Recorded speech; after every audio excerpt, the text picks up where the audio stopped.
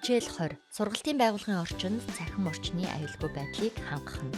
Та дараах асуултанд хариулах замаар сургууль болон сургалтын байгууллагын орчин дох цахим аюулгүй байдлын нөхцөл байдлаа эхлээд тодорхойлоорой. Танай сургууль хүүхдийн цахим аюулгүй байдлыг хангах бодлого дүрмтэй юу?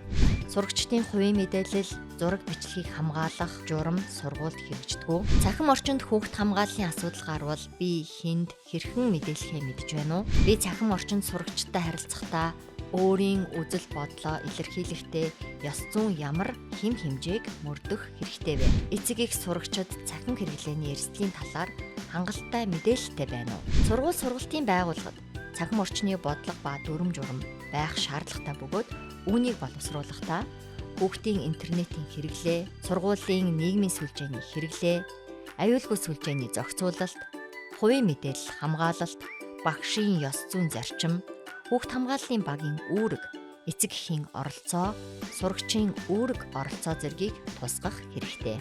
Технологийн хөгжилтэй холбоотойгоор олон улсад цахим орчны шинэ төрлийн эрсдлүүд гарч байгаа бөгөөд тухайлбал хүүхдийн бэлгийн хүчирхийлэл, мөлжлөг бүхий зураг, бичлэг тархах, AI-тай холбоотой deepfake контент түгэх зэрэг эрсдлүүд түгээмэл тулгарч байна. Энэ тохиолдолд хариу арга хэмжээг яаралтай авах шаардлагатай, эрсдлийг шуурхай баримтжуулах, эцэг эхэд нь мэдээлэх, сэтгэл зүйчтэй уулзуулах, кибер аюулгүй байдлыг хангах байгууллагад хандах, хяналт тогтоож илэрсэн тохиолдолд устгах, блок хийх. Дараах зөвлөмжийг хэрэгжүүлснээр сургалтын байгууллагын орчны цахим аюулгүй байдлыг хангах боломжтой.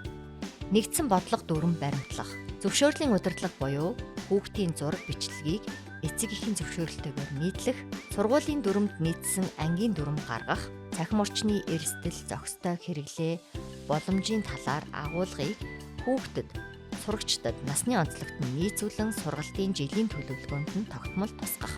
Эцэг эх асран хамгаалагчдад цахим орчны зөв зохистой хэрэглээ, эрсдэл, аюул, дэлгэцийн хязгаарлалтын талаар мэдээлэл, зөвлөмж зааврыг хүргүүлж байх, техник аюулгүй ажиллагааг хангах буюу сүлжээ, өгөгдөл, вирусын хамгаалалтыг сайжруулж, баталгаагүй аппликейшнуудыг хориглох, онцгой тохиолдлын алхамжилсан зааврыг хэрэгжүүлэх буюу цахим орчны эрсдлийг илрүүлэх, эрсдэлд өртсөн хүүхдийн аюулгүй байдлыг хангах, түүнд туслах, нотлох баримтыг хадгалах, удирдлага болон холбогдох байгууллагуудад нэн даруй мэдээлэх нь сургууль болон сургалтын байгууллагын орчинд цахим орчны аюулгүй байдлыг хангахад үр дүнтэй аргууд юм.